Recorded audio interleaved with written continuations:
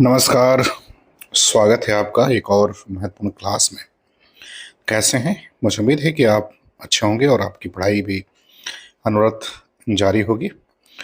यदि आप हमारे चैनल विद्यापीठ को पहली बार देख रहे हैं तो इसको सब्सक्राइब कर लें। यदि आपने सब्सक्राइब किया है तो आप वीडियो को लाइक जरूर करें। तो आज की वीडियो आईसीटी के अनुप्रयोग से संबंधित है। मुझे उम्मीद है कि ये वीडियो आपको पसंद आएगी। तो चलिए शुरू करते हैं आज की क्लास। पहला सवाल कह रहे हैं कि सूचना एवं संचार प्रौद्योगिकी आईसीटी के अंतर्गत कौन से तकनीकी क्षेत्र व्यापक रूप से शामिल हैं?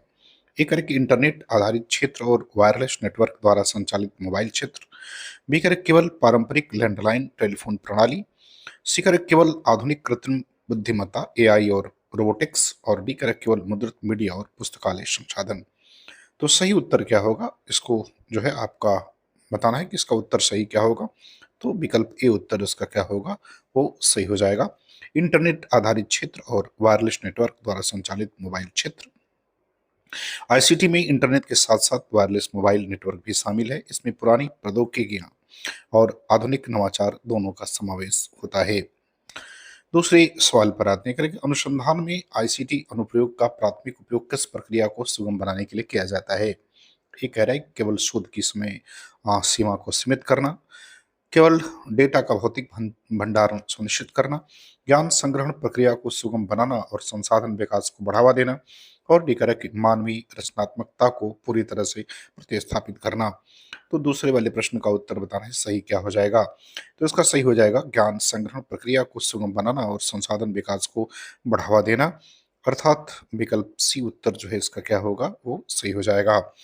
आईसीटी उपकरणों का मुख्य कार्य शोधकर्ताओं के लिए ज्ञान प्राप्ति की राह आसान करना और शिक्षण संसाधनों को विकसित करना है। सवाल नंबर तीसरे पर आते हैं। कहता है, शोधकर्ता के लिए सबसे सहायक आईसीटी उपकरण कौन से माने जाते हैं? ए करें कि जो केवल डेटा प्रविष्टि तक सम्मिलित सीमित हो। बी करें कि जो शोधकर्ता के व्यक्तिगत निर्णयों को नियंत्रित करे। सी जो शोधकर्ता को अत्यधिक स्वायत्तता और खुली परिस्थितियां प्रदान करे। और डी करें कि जो रचनात्मक संसाधनों को रचनात्मक समाधानों को प्रतिबिंबित करे। तो आपको तीसरी प्रश्न का उत्तर बताना है सही क्या होगा। तो इसका सही उत्तर हो जाएगा जो शोधकर्ता को अत्यधिक स्वायत्तता और खुली परिस्थितियां प्रदान करे, अर्थात विकल्प सी जो है इसका उत्तर क्या होगा, वो सही हो जाएगा। देखिए, वे उपकरण जो शोधकर्ता को स्वतंत्र होकर रचनात्मक रूप से समस्याओं को पहचानने और हल करने की अनुमति देते हैं, वास्तव में उपयोगी होते हैं। चौथे सवाल पर आते हैं। कह रहे कि आईसीटी का तार्किक मूल्यांकन शोधकर्ता के कार्य में किस सुधार पर आधारित होता है? प्रभावशीलता, दक्षता और सहकर्मियों के साथ संचार में वृद्धि, केवल कंप्यूटर हार्डवेयर की गति में वृद्धि, शोध पत्र की लंबाई में वृद्धि, केवल मुद्रण लागत में कमी। तो चौथे प्रश्न का उत्तर क्या होगा, ये आपको बताना है। तो इसका उत्तर हो जाएगा प्रभावशीलता, दक्षता और सहकर्मियों के साथ संचार में वृद्धि। तो विकल्प ए उत्तर इसका क्या होगा, वो सही होगा। आईसीटी का उपयोग शोधकर्ता के कार्य करने के तरीके में सटीकता और संवाद करने की सुगमता के आधार पर परखा जाता है। सवाल नंबर 5 पर आते हैं। 5 में कह रहा है कि आईसीटी उपकरणों का सर्वोत्तम उपयोग सूचना के एकत्रीकरण के स्थान पर किसमें निहित है? ए संज्ञानात्मक कौशल को बेहतर बनाने, विश्लेषण करने और नया ज्ञान सृजित करने में। बी करें केवल फाइलों का बैकअप लेने में। सी केवल ईमेल संदेशों के प्रेषण में। और डी करें केवल डेटा को हार्ड डिस्क में सुरक्षित रखने में। तो इसका सही उत्तर क्या होगा, वो आपको बताना है। तो इसका सही उत्तर हो जाएगा संज्ञानात्मक कौशल को बेहतर बनाने, विश्लेषण करने और नया ज्ञान सृजित करने में। विकल्प ए उत्तर सही हो जाएगा। देखिए, आईसीटी का असली महत्व सूचना को अर्थपूर्ण तरीके से अलग करने, उसका विश्लेषण कर नया ज्ञान बनाने में है, ना कि केवल संचय करने में। बात करते हैं सवाल नंबर 6 की। कह रहे कि जटिल अनुसंधान डेटा के प्रबंधन में कौन सा आईसीटी उपकरण बेहतर माना जाता है? ए करें कि जो केवल डेटा को रिकॉर्ड करता हो। बी जो सबसे महंगा और जटिल सॉफ्टवेयर हो। सी जो केवल इंटरनेट ब्राउजिंग की अनुमति देता हो। जो जानकारी में मूल्य जोड़ने के साथ अर्थ और सटीकता प्रदान करता हो। तो छठवें प्रश्न का उत्तर क्या होगा, बताना है। तो जो जानकारी में मूल्य जोड़ने के साथ अर्थ और सटीकता प्रदान करता हो। विकल्प डी उत्तर सही हो जाएगा। देखिए, अनुसंधान में डेटा की जटिलता के कारण जो उपकरण श्रेष्ठ हैं, जो सूचना को सटीक और अर्थपूर्ण बनाने में शोधकर्ता की सहायता करते हैं। सवाल नंबर 7 पर आते हैं। कह रहे हैं कि आईसीटी के संदर्भ में कौन सा कथन इसकी विकासशील प्रकृति को दर्शाता है? ए इसकी सूची स्थिर है और इसमें कोई बदलाव नहीं होता। बी कह रहे कि यह केवल कंप्यूटर तक ही सीमित है। सी इसकी घटकों की सूची व्यापक है और यह लगातार बढ़ रही है। डी करेक्ट, इसमें केवल दशकों पुराने उपकरणों को शामिल किया जाता है। तो सही उत्तर क्या होगा ये बताना है। तो इसका सही उत्तर हो जाएगा, इसकी घटकों की सूची व्यापक है और यह लगातार बढ़ रही है। विकल्प सी उत्तर इसका क्या होगा वो सही हो जाएगा। देखिए, आईसीटी एक निरंतर विस्तृत होने वाला क्षेत्र है जिसमें स्मार्टफोन, डिजिटल टीवी और रोबोट जैसे नए घटक जुड़ते जा रहे हैं। सवाल नंबर 8 पर आते हैं। कह रहे कि आईसीटी अनुप्रयोग शोधकर्ता को निम्नलिखित में से किस शोध संबंधी कार्य में सहायता नहीं करते। एक है कि शोधकर्ता की व्यक्तिगत वित्तीय निवेशों का प्रबंधन करना, बी उपयुक्त सूचना स्रोतों की पहचान करना, सी जानकारी का आलोचनात्मक विश्लेषण करना और डी ज्ञान का विस्तार और संचार करना। तो आपको बताना है कि किस शोध संबंधी कार्य में सहायता नहीं करता है आईसीटी के। तो ये आपको बताना है 8वें प्रश्न का उत्तर। तो इसका उत्तर विकल्प ए हो जाएगा। शोधकर्ता के व्यक्तिगत वित्तीय निवेशों का प्रबंधन करना ये इसका कार्य जो है वो नहीं है। देखिए, शोध संबंधी आईसीटी का कार्य सूचना की पहचान करना, विश्लेषण करना, प्रबंधन और शैक्षिक संचार तक ही सीमित है। सवाल नंबर 9 पर आते हैं। कह रहे हैं कि आईसीटी के पारंपरिक घटक जो आज भी अनुसंधान के प्रसार में व्यापक रूप से उपयोग किए जाते हैं वे कौन से हैं। केवल सुपर कंप्यूटर, केवल cloud storage, landline telephone, radio और टेलीविजन प्रसारण, केवल रोबोटिक आर्म्स। तो आपको 9वें प्रश्न का उत्तर बताना है कि सही उत्तर क्या हो जाएगा। तो इसका सही उत्तर होगा लैंडलाइन टेलीफोन, रेडियो, टेलीविजन प्रसारण। सी उत्तर करेक्ट हो जाएगा। देखिए, रेडियो और टेलीविजन जैसी पुरानी प्रौद्योगिकियां आज भी आईसीटी के अभिन्न अंग के रूप में प्रभावी हैं। 10 नंबर सवाल पर आते हैं। करें कि आधुनिक आईसीटी उपकरणों के माध्यम से शोधकर्ता एक साथ कितने डेटाबेस खोज सकता है। केवल एक डेटाबेस, बी एक साथ 10 या अधिक डेटाबेस, सी अधिकतम 5 डेटाबेस और डी कह रहा है कि डेटाबेस की सामूहिक खोज संभव नहीं है। तो 10 नंबर प्रश्न का उत्तर बताना है कि आधुनिक आईसीटी उपकरणों के माध्यम से शोधकर्ता एक साथ कितने डेटाबेस को खोज सकता है। तो एक साथ 10 या अधिक डेटाबेस को खोज सकता है। बी विकल्प इसका उत्तर सही हो जाएगा। देखिए, तकनीकी शोधकर्ता को एक ही समय में कई इलेक्ट्रॉनिक संसाधनों और डेटाबेस को खोजने की क्षमता प्रदान करती है। सवाल नंबर 11 पर आते हैं। कह रहे हैं कि पूर्व डेटा विश्लेषण श्रेणी में आईसीटी के अनुप्रयोग से क्या तात्पर्य है। ए करेक्ट, डेटा विश्लेषण के बाद की गतिविधियां, बी करेक्ट केवल सांख्यिकी रिपोर्ट तैयार करना, सी डेटा विश्लेषण चरण तक पहुंचने से पहले ही शोध गतिविधियां और डी करेक्ट केवल शोध पत्र का अंतिम प्रकाशन।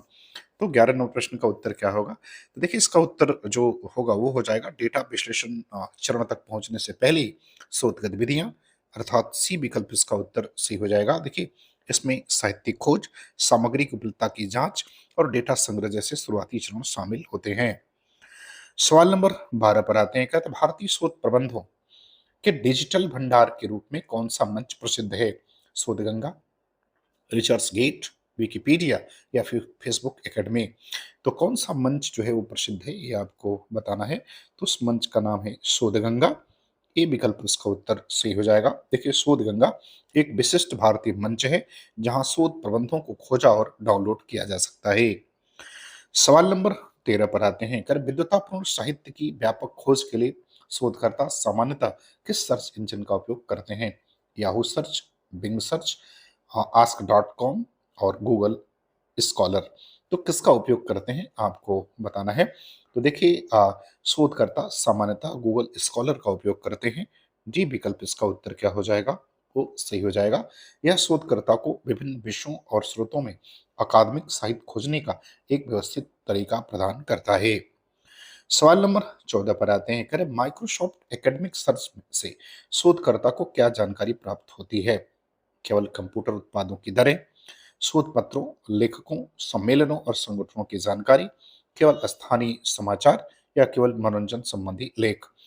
तो आपको 14 नंबर प्रश्न का उत्तर बताना है। सही उत्तर क्या होगा। तो इसका सही उत्तर हो जाएगा शोध पत्रों, लेखकों, सम्मेलनों और संगठनों की जानकारी। ही विकल्प उत्तर क्या होगा सही हो जाएगा। देखिए, यह प्लेटफॉर्म कई स्रोतों से शैक्षणिक डेटा प्राप्त करने का एक विश्वसनीय माध्यम है। सवाल नंबर 15 पर आते हैं। 15 में कह रहा है कि मेंडले को अन्य प्लेटफॉर्म से अलग अनोखा मंच क्या बनाता है। ए कह रहा है कि इसमें केवल गेमिंग फीचर्स हैं, बी कह रहा है कि केवल फोटो एडिटिंग के लिए है, सी इसमें सोशल नेटवर्क, संदर्भ प्रबंधक और लेख विजुअलाइजेशन टूल शामिल हैं। यह केवल ऑफलाइन हार्डवेयर स्टोर है। तो आपको 15 नंबर प्रश्न का उत्तर बताना है कि जो मेंडली को अन्य प्लेटफॉर्मों से अलग अनोखा मंच क्या बनाता है। तो इसमें सोशल नेटवर्क, संदर्भ प्रबंधन और लेख विजुअलाइजेशन टूल शामिल हैं। सी विकल्प सही हो जाएगा। देखिए, मेंडली शोधकर्ता को नेटवर्किंग और संदर्भ प्रबंधन दोनों की सुविधा एक साथ प्रदान करता है। सवाल नंबर 16 पर आते हैं। Correct, S S R N database मुख्य रूप से किस क्षेत्र के शोध कार्यों का भंडारण है। आपको बताना है सामाजिक विज्ञान, शुद्ध भौतिकी, एरोनॉटिक्स इंजीनियरिंग और ललित कला। तो किसके शोध कार्यों का भंडारण है ये आपको बताना है। तो ये सामाजिक विज्ञान का है, सोशल साइंस का ए विकल्प उत्तर सही हो जाएगा। देखिए, सामाजिक विज्ञान में विद्युतापूर्ण शोध सामग्री का एक बहुविषयक ऑनलाइन भंडार है। 17 नंबर सवाल पर आते हैं। करें कि शोध साहित्यों की सॉफ्ट कॉपी में फाइंड फंक्शन का उपयोग करने का क्या लाभ है। ए, यह कंप्यूटर की मेमोरी बढ़ाता है। बी, यह केवल रंगीन टेक्स्ट खोजने में मदद करता है। यह इंटरनेट की गति कम करता है। यह विशिष्ट कीवर्ड या वाक्यांशों की त्वरित और प्रभावी खोज करता है। तो सही उत्तर क्या होगा ये आपको क्या करना है, बताना है। तो इसका सही उत्तर हो जाएगा, यह विशिष्ट कीवर्ड या वाक्यांशों की त्वरित और प्रभावी खोज करता है। डी विकल्प इसका उत्तर क्या होगा, सही हो जाएगा। देखिए, सामग्री खोज के लिए डिजिटल फाइंड्स फंक्शन का उपयोग मैनुअल पढ़ने की तुलना में अधिक उत्पादक होता है। सवाल नंबर 18 पर आते हैं। कहा शेखरन के अनुसार ऑनलाइन साहित्य खोज का शोधकर्ता के लिए क्या महत्व है। ए, यह प्रक्रिया बहुत जटिल और महंगी है। बी, यह सस्ती और प्रासंगिक स्रोतों की पहचान में सुधार करती है। सी, यह केवल पुराने साहित्य के लिए उपयोगी है। और डी, यह केवल कागज बचाने के लिए है। तो आपको बताना है कि शेखरन के अनुसार ऑनलाइन साहित्य खोज का शोधकर्ता के लिए क्या महत्व है। तो यह सस्ती है और प्रासंगिक स्रोतों की पहचान में सुधार करती है। बी विकल्प इसका उत्तर क्या होगा, वो सही हो जाएगा। सवाल नंबर 19 पर आते हैं। करें गुणात्मक शोध में कीवर्ड सर्च शोधकर्ता की किस प्रकार सहायता करती है। ए, करें डेटा को एनक्रिप्ट करने में। बी, सांख्यिकी ग्राफ बनाने में। सी, साक्षात्कार प्रतिलेख में विशिष्ट शब्दों की आवृत्ति गिनने में। और शोध पत्र की टाइपिंग करने में। तो 19वें प्रश्न का उत्तर क्या होगा ये बताना है। तो इसका उत्तर हो जाएगा साक्षात्कार प्रतिलेख में विशिष्ट शब्दों की आवृत्ति गिनने में, अर्थात सी विकल्प इसका उत्तर क्या होगा, वो सही हो जाएगा। देखिए, यह शोधकर्ता को गुणात्मक डेटा का प्रभावी ढंग से विश्लेषण करने और महत्वपूर्ण अवधारणाओं को ट्रैक करने में मदद करता है। सवाल नंबर 20 पर आते हैं। कर पारंपरिक या मैनुअल जिसको कह सकते हैं साहित्यिक ट्रैकिंग में सबसे बड़ी बाधा क्या थी। ए, भौतिक फोल्डरों में फाइलों को छांटना और प्रबंधित करना कठिन था। बी, इंटरनेट का अत्यधिक उपयोग। सी, सॉफ्टवेयर का अभाव नहीं था बल्कि उपयोगकर्ता नहीं थे। और डी करें कि केवल डिजिटल डेटा का अभाव। तो आपको 20 नंबर प्रश्न का उत्तर बताना है कि इसका सही उत्तर क्या हो जाएगा। तो इसका सही उत्तर हो जाएगा भौतिक फोल्डरों में फाइलों को छांटना और प्रबंधित करना कठिन था। ए विकल्प सही होगा। सवाल नंबर 21 पर आते हैं। किसमें कह रहा है कि मेंडले जैसे सॉफ्टवेयर का उपयोग साहित्यिक ट्रैकिंग में किस प्रकार क्रांतिकारी बना। ए, यह केवल फाइलों का नाम बदलता है। बी, यह शोधकर्ता को गाने सुनने की अनुमति देता है। सी, यह केवल डेटा को डिलीट करता है। और डी, यह बड़ी मात्रा में साहित्य प्रबंधन को संभव बनाता है और समय को बचाता है। तो मेंडले जैसे सॉफ्टवेयर का उपयोग किस तरह क्रांतिकारी बना ये आपको बताना है। तो इसका सही उत्तर हो जाएगा विकल्प डी, यह बड़ी मात्रा में साहित्य प्रबंधन को संभव बनाता है और समय को बचाता है। सवाल नंबर 22 पर आते हैं। कर व्यक्तिगत डेटाबेस में ईमेल अलर्ट सेट करने का मुख्य शैक्षणिक उद्देश्य क्या है। व्यक्तिगत चैटिंग करना। बी, नई खोज और प्रासंगिक शोध के बारे में सूचनाएं प्रदान करना। विज्ञापन प्राप्त करना या स्पैम संदेशों को रोकना। तो आपको बताना है कि व्यक्तिगत डाटाबेस में ईमेल अलर्ट सेट करने का मुख्य शैक्षणिक उद्देश्य क्या है। तो नई खोजों और प्रासंगिक शोध के बारे में सूचनाएं प्राप्त करना। बी विकल्प उत्तर क्या होगा, वो सही हो जाएगा। देखिए, ईमेल अलर्ट शोधकर्ता को उसके विषय में हो रहे नवीनतम विकास के अपडेट को परखने के लिए जो है वो किया जाता है। बात करते हैं सवाल नंबर 23 की। करें कि अनुप्रयोगी गणित के लिए विशिष्ट डेटाबेस कौन सा है। ए, करें फेसबुक न्यूज फीड। बी, करें इंस्टाग्राम रील्स। सी, करें सैम जर्नल्स ऑनलाइन। और डी, करें नेटफ्लिक्स डॉक्यूमेंट्रीज। तो इसका सही उत्तर जो है वो क्या होगा कि अनुप्रयोगी गणित के लिए कौन सा विशिष्ट डेटाबेस होता है। तो होता है सैम जर्नल्स ऑनलाइन, अर्थात सी विकल्प इसका उत्तर क्या होगा, वो सही हो जाएगा। यह शोध लेखों और साहित्य के लिए एक प्रमुख शैक्षणिक डेटाबेस के रूप में सूचीबद्ध किया गया है। 24 नंबर सवाल पर आते हैं। भौतिकी और भौतिक विज्ञान के शोध के लिए कौन सा डेटाबेस उपयोगी है। ए करें कि IOP science, Amazon books, WhatsApp groups और ट्विटर थ्रेड्स। तो कौन सा उपयोगी है ये आपको बताना है। तो इसमें आईओपी साइंस उपयोगी है। ए विकल्प इसका उत्तर क्या होगा वो सही हो जाएगा। यह शोध लेखों और वैज्ञानिक साहित्य के लिए एक विशिष्ट स्रोत है। सवाल नंबर 25 पर आते हैं कि मानविकी और सामाजिक विज्ञान के लिए विद्वतापूर्ण लेखों के लिए कौन सा डिजिटल डेटाबेस है। Candy crush saga, e commerce portals, स्थानीय समाचार पत्र और प्रोजेक्ट न्यूज। तो आपको बताना कि कौन सा इसका उत्तर जो है वो सही हो जाएगा। तो इसका उत्तर सही हो जाएगा विकल्प डी, प्रोजेक्ट न्यूज जो है वो सही होगा। डी विकल्प इसका उत्तर सही है। एक प्रसिद्ध शैक्षणिक डेटाबेस है जिसका उपयोग शोध पत्रों और साहित्य को खोजने के लिए किया जाता है। बात करते हैं सवाल नंबर 26 की। 26 में कह रहे कि आईसीटी की सहायता से डेटा संग्रह की आधुनिक विधि कौन सी है। ए ऑनलाइन वेब आधारित या इंटरनेट सर्वेक्षण, बी डॉक के माध्यम से प्रश्नावली भेजना, सी आमने सामने बैठकर हस्तलिखित साक्षात्कार और डी करेक्ट केवल पुस्तकालय अभिलेखों पर निर्भरता। तो सही उत्तर क्या होगा और प्रश्न नंबर 26 का।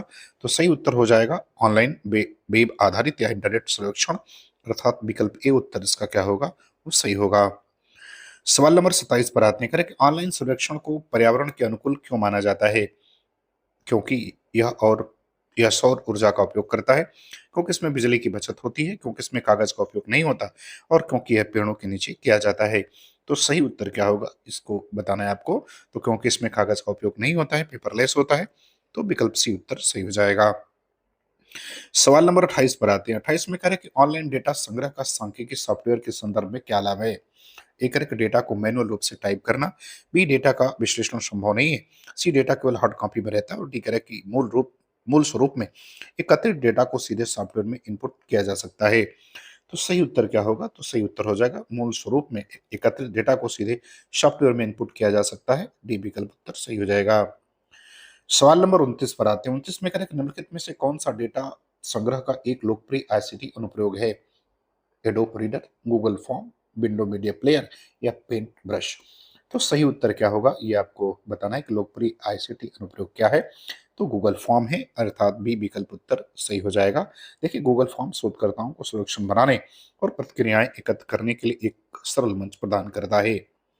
सवाल नंबर 30 पर आते हैं करें कि सर्वे मंकी का प्राथमिक उपयोग क्या होता है। ऑनलाइन सर्वेक्षण और डेटा संग्रहण करना, वीडियो गेम्स खेलना, फोटो संपादित करना या सिस्टम को फॉर्मेट करना।